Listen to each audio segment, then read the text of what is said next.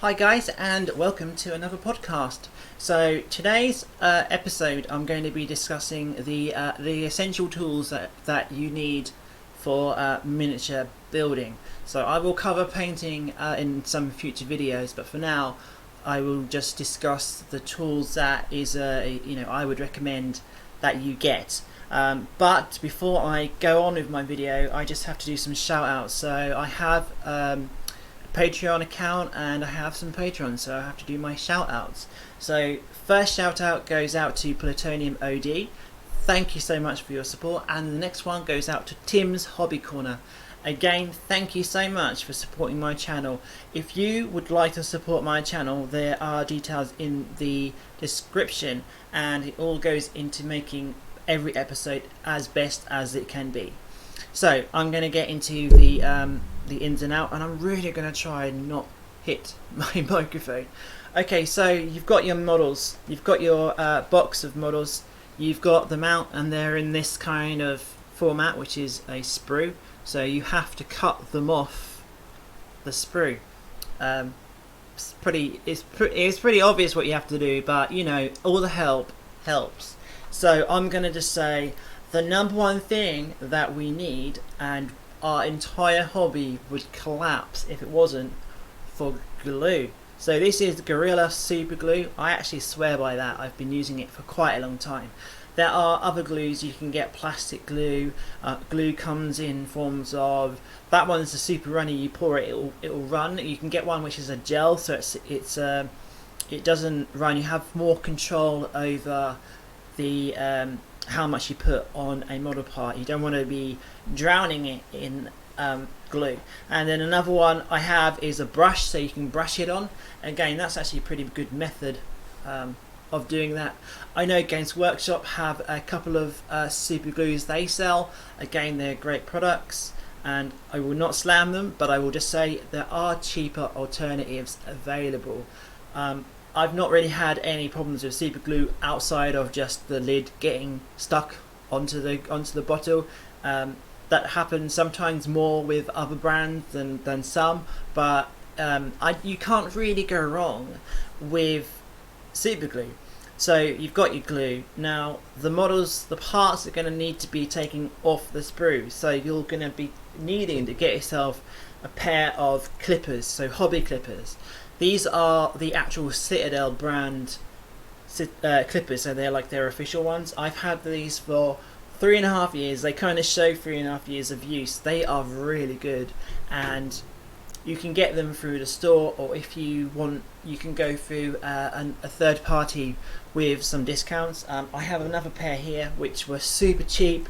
Again, these are just clippers. They work pretty much the same, but they were just, I think these were £2 from eBay, but I got them from a friend. So that's clippers sorted out. These are essential. When I first started out in the hobby, I was using some manicure set scissors because I was just misinformed and I didn't know, which is kind of the point of this video. So clippers, now you will need to have some kind of files. Now you'll get your model, it will quite often have mold lines, so the way they're made, injection molding, you do tend to get mold lines where the two pieces of the mold have been pressed together and it kind of leaks just tiny amounts, but you do need to, well, you don't have to, but yeah, remove it. So there are some files. Now GW do their own set of files, but I got mine from Army Painter, and I use a lot of Army Painter products. So, you know, hashtag spawn Army Painter, but I've got 3 files. I've got a round file, a 3-sided file, and then a flat file. These have been brilliant, and unless you're doing something that you shouldn't be with these, they should last a very, very long time. Yeah, they've made life so much easier, particularly when I'm doing resin models. So if you've got mold slippage or something, they're good for taking off excess resin. Not too much detail. I think I covered that in my last video. And then last but not least, I'm not going to show it because I don't want to get in trouble, but you you don't need, it's recommended that you get a hobby knife. And if you're a child, you will need adult supervision to use them because they are very, very sharp. But they're very good for mold line removal, cutting models up. So if you want to convert stuff, or you can cut a hand off or a weapon off. I do that quite a lot. So I have a Army Painter hobby knife. They are so sharp, I really can't get across more than I can that the blades will cut flesh as easy as they do plastic. So be really careful when you use them. And I think I've just covered, they're the basic tools that I use. There are so many different brands.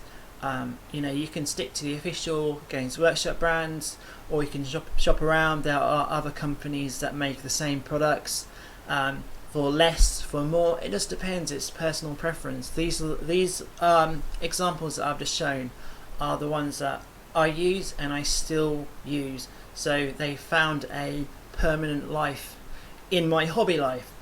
So hopefully this video has been informative to those beginners who are maybe not quite sure what to get.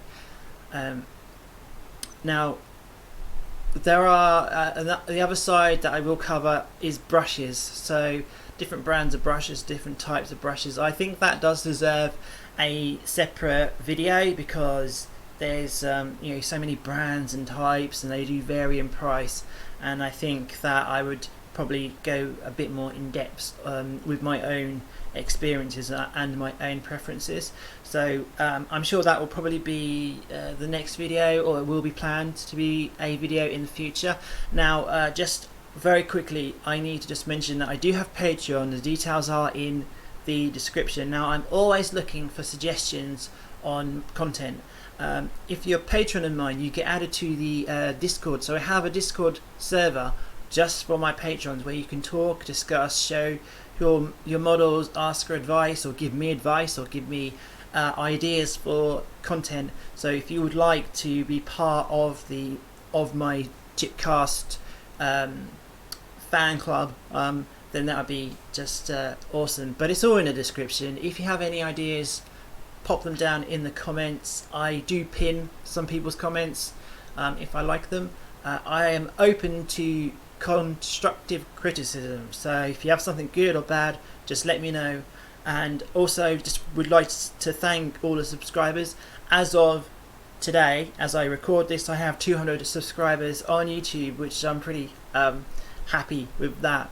So if you guys can just do me a huge favor, if you could just like this video, subscribe to my channel, share it a little bit, and then hit that bell so you'll know when I've uploaded a brand new video. And just keep on hobbying. I think some catchphrase, I'm working on some catchphrases. Keep on hobbying, I think that's a good one. Anyway, I'm going to close off. I hope you guys have understood what I'm getting across to you. Sometimes I mumble or just waffle, which I'm doing right now, in fact. So quiet Reese, end the podcast.